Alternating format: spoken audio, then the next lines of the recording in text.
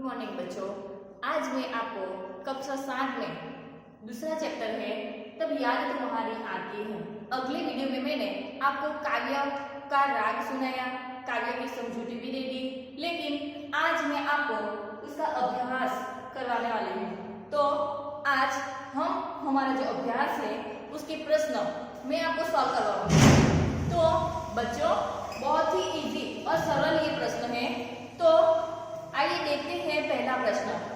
सुबह होते ही क्या क्या होता है? सुबह होती है तो क्या क्या होता है? सुबह उठते ही प्रकृति में बदलाव आते हैं, चिड़िया अपनी आवाज में गीत गाने लगती है, ठंडी ठंडी हवा चारों ओर फैलने लगती है, खुशबू चारों ओर फैलने लगती है और जो फूल है वो भी खिलने लगते हैं। तो सुबह होते ही प्रकृति में ऐसे बदलाव आने लगते हैं। तो ये जो पहला प्रश्न है उसका जवाब ये आएगा। चलो दोस्तों, दूसरा प्रश्न जो है, मैदानों में हरियाली कब लहराती है? मैंने काव्य में समझाया था कि मैदानों में हरियाली कब लहराती है। तो जब बारिश होती है तब मैदानों में और वनबागों में हरियाली लहराती है।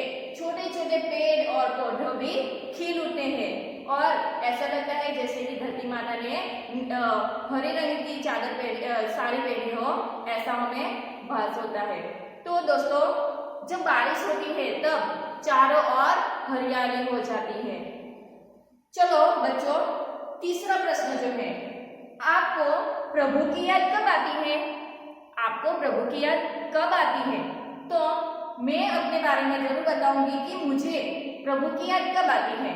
तो मैं जब संकट में होती हूँ, मुझे जब ईश्वर की ज्यादा जरूरत होती है, मेरा कोई काम जो पूरा न हो रहा हो, तब मैं ईश्वर को याद करती हूँ कि हे प्रभु, मेरा एक काम पूरा नहीं हो रहा है, तो मैं आपसे विनती करती हूँ कि मेरा ये काम पूरा हो जाए। तो आप संकट के समय भी ईश्वर को याद करते हैं, जब खुश होते हैं तब भी आप याद करते हैं, और जब आप दुखी हो तब भी आप ईश्वर को याद करते हैं। तो मैं भी ईश्वर को यही याद करती हूँ। तुम सुबह में उठकर क्या क्या देखते हो?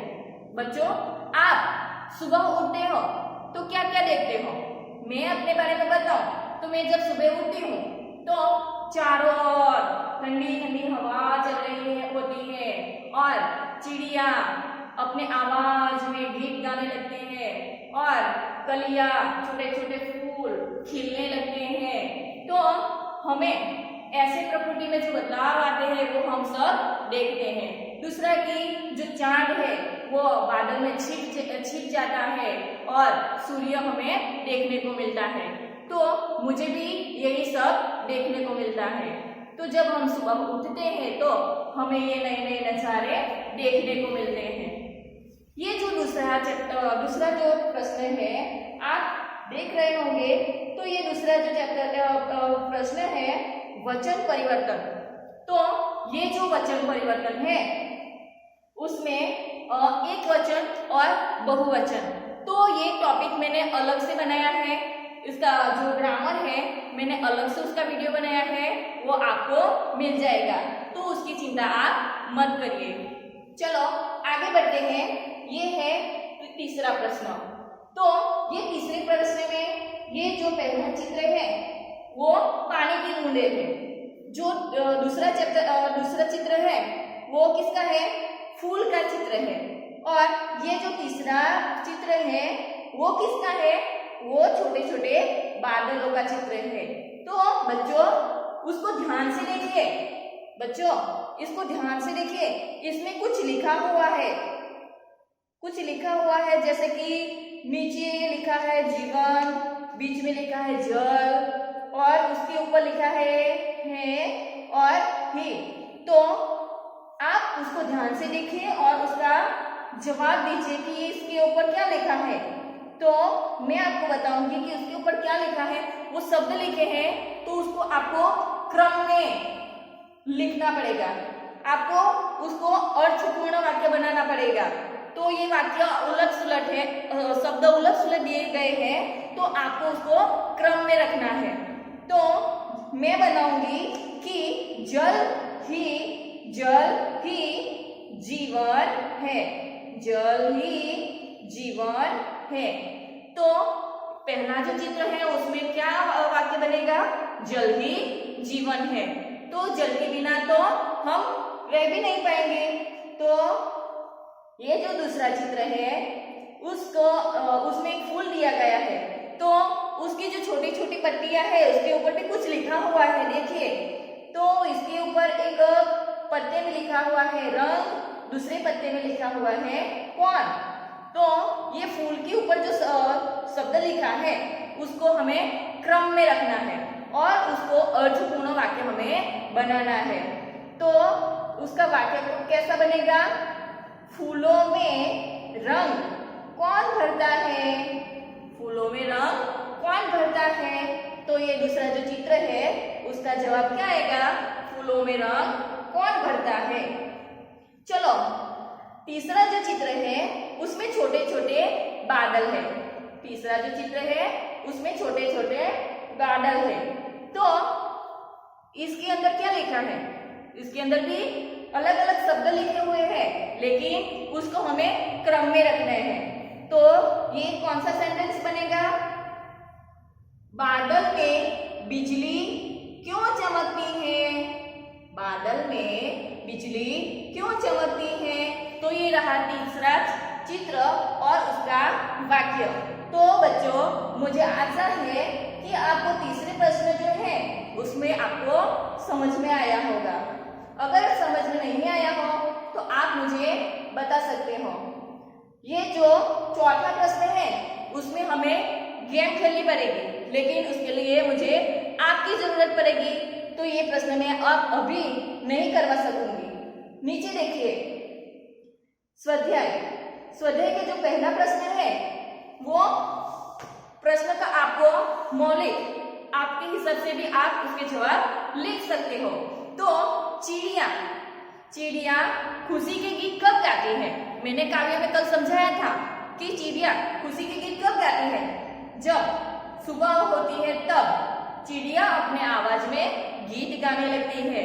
चलो दूसरा जो प्रश्न है, सुबह होते ही प्रकृति में कैसे बदलाव आते हैं, जब सुबह होती है तब प्रकृति में कैसे बदलाव आते हैं। तो ठंडी ठंडी हवा चारों ओर फैल जाती है, कलियां अपना कलियां खिलने लगती हैं और उसकी सुगंध चारों ओर फैलने लगती है, चिड़िया अपनी आवाज में गीत गाने लगती है। तो प्रकृति में ऐसे बदलाव हमें देखने को मिलते हैं। प्रकृति पर हरियाली कब छा जाती है, जो ये धरती है उसके ऊपर हरियाली कब छा जाती है, तो जब बारिश होती है तब प्रकृति में हरियाली छा जाती है, पृथ्वी पर हरियाली छा जाती है। चलो बच्चों, ये चौथा प्रश्न जो है, हरियाली कहाँ कहाँ लहराती है, हरियाली कहाँ कहाँ दिखाई देती है। तो हरियाली मतलब कि नीला नीला घास, तो हरियाली हमें मैदानों में, वनबागों में दिखाई देती है। चलो आइए, ये रहा हमारा दूसरा जो प्रश्न है, वो मैंने कल आपको समझा दिया था कि कलियां दरवाजे खोल खोल जब दुनिया पर मुस्कुराती है। तो जब सुबह होती है तब कलियां खिलने लगती हैं, चारों ओर उसकी सुगंध फैलाने लगती हैं। जब बारिश होती है तब उसकी बूंदें छमछम आवाज करती हैं, चारों ओर हरियाली लहरा जाती है और ऐसे नजारे हमें बहुत देखने को भी मिलते हैं और ऐसे समय हमें ईश्वर की याद आती है। ये ईश्वर ने कितना अच्छा सर्जन किया जो आज हमें देखने को मिला। तो ये हुआ हमारा कवि काव्य पंक्तियों का भावार्थ। उसमें आप अपने विचार भी लिख सकते हो। तो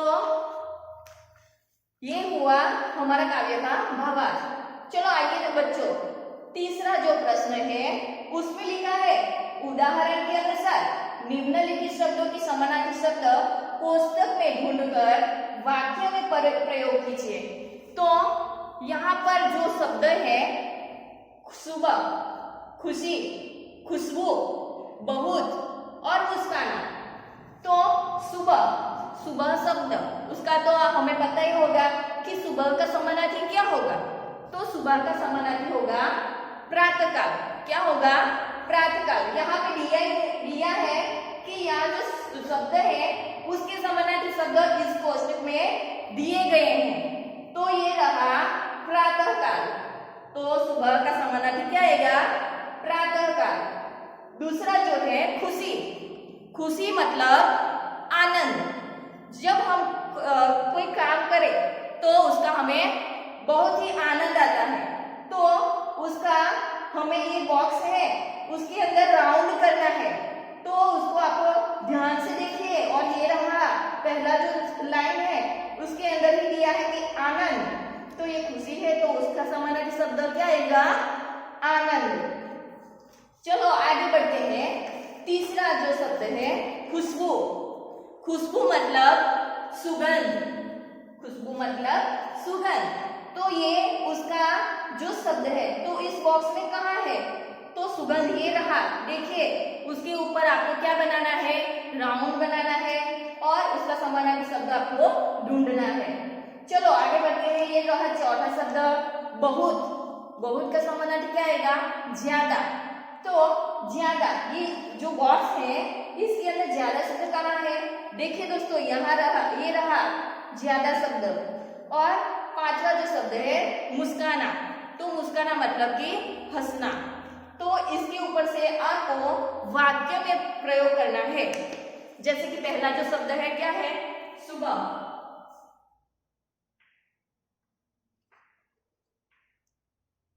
उसका समानार्थी क्या आएगा? प्रातःकाल। दूसरा जो शब्द है कौन सा है? खुशी, खुशी। तीसरा जो शब्द है खुशबू। चौथा जो शब्द है बहुत। और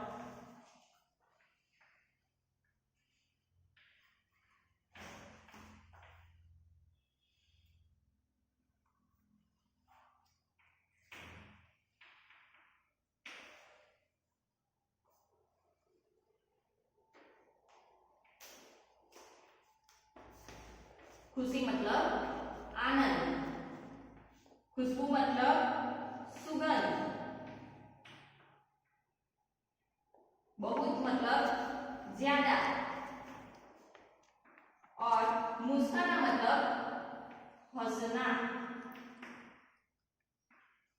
तो ये जो बॉक्स है उसमें ही हमें ये शब्द मिल जाएंगे और इसके ऊपर से हमें वाक्य भी बनाना पड़ेगा। तो ये जो पहला वाक्य है मैं बनाऊंगी। पहला वाक्य प्रातःकाल। प्रातःकाल मंदिर में पूजा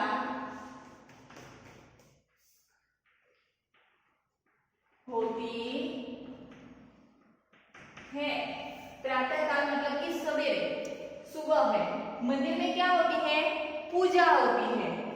चलो दूसरा जो शब्द है खुशी, उसका क्या है? आनंद। तो आनंद को हमें वाक्य में प्रयोग करना है। तो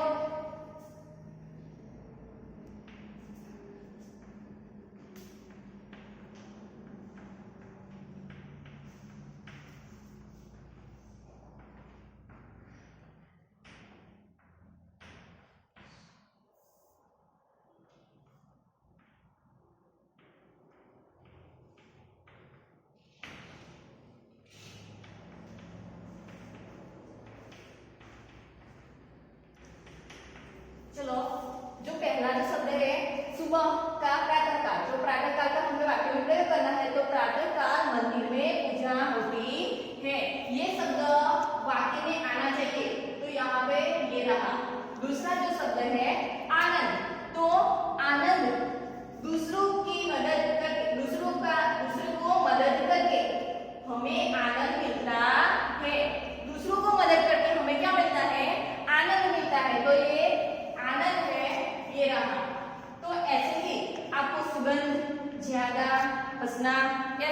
शब्दों के ऊपर आपको वाक्य बनाने पड़ेंगे। चलो आगे आइए बच्चों, ये रहा चौथा प्रश्न। तो चौथे प्रश्न में एक छुक गाड़ी, एक रेलगाड़ी दिखाई गई है और ये रेलगाड़ी है, उसके ऊपर 5 बच्चे खड़े दिखाई दे रहे हैं। एक इंजन के ऊपर बैठा हुआ है और जो 5 बच्चे हैं वो डब्बे के ऊपर दिखाई दे रहे हैं। तो इसके ऊपर आपको कुछ नाम भी दिखाई दे रहे होंगे। देखिए, पहला जो बच्चा है उसके ऊपर कुछ लिखा है मुस्कान, दूसरा जो बच्चा है उसके ऊपर लिखा है चांद, और ये तीसरा जो बच्चा है इसके ऊपर लिखा हुआ है मैदान। चौथा जो बच्चा है उसके ऊपर लिखा है कलिया, और ये जो 5वां बच्चा है इसके ऊपर लिखा है उठकर। तो आपको इस बच्चों के ऊपर जो नाम लिखा है उस वो जो शब्द है उसको आपको क्रम में लिखना पड़ेगा। जैसे कि शब्दों को क्रम में रखना पड़ेगा। तो पहले कौन सा वर्ण आएगा, वर्ण यानी कि अक्षर। तो ये जो हमारी वर्णमाला है तो उसमें जो स्वर है वो कितने हैं, 13 स्वर है। कितने स्वर है, 13 स्वर है। और ये जो व्यंजन है उसमें कितने व्यंजन है, 34। कितने हैं, 34। तो सबसे पहला इस नाम के हिसाब से कौन सा नाम सबसे पहला आएगा, मुस्कान का आएगा, चांद का आएगा, मैदान का आएगा, कलिया का आएगा, या उठकर। हमें जो वर्ण के हिसाब से देखेंगे तो सबसे पहला नाम जो लास्ट में बच्चे खड़े हैं ना उसका आएगा, यानी कि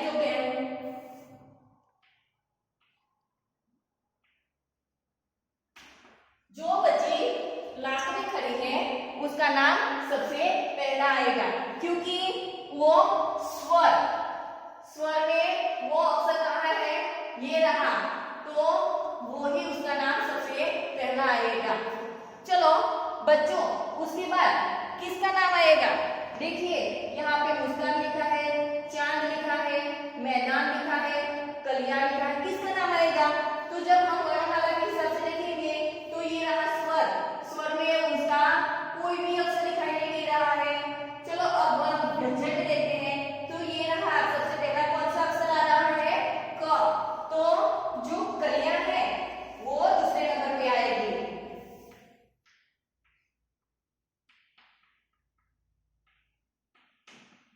चलो बच्चों, तीसरे नंबर पे कौन आएगा, मैदान आएगा, चांद आएगा, या मुस्कान। तो हम च को देखते हैं, क ख ग घ च। तो च कौन से नंबर पे आ रहा है, 5वें नंबर पे। तो तीसरा नंबर पे कौन आएगा, चांद। 5वें नंबर पे, चौथे नंबर पे कौन आएगा, मुस्कान या फिर मैदान। देखते हैं कौन आएगा।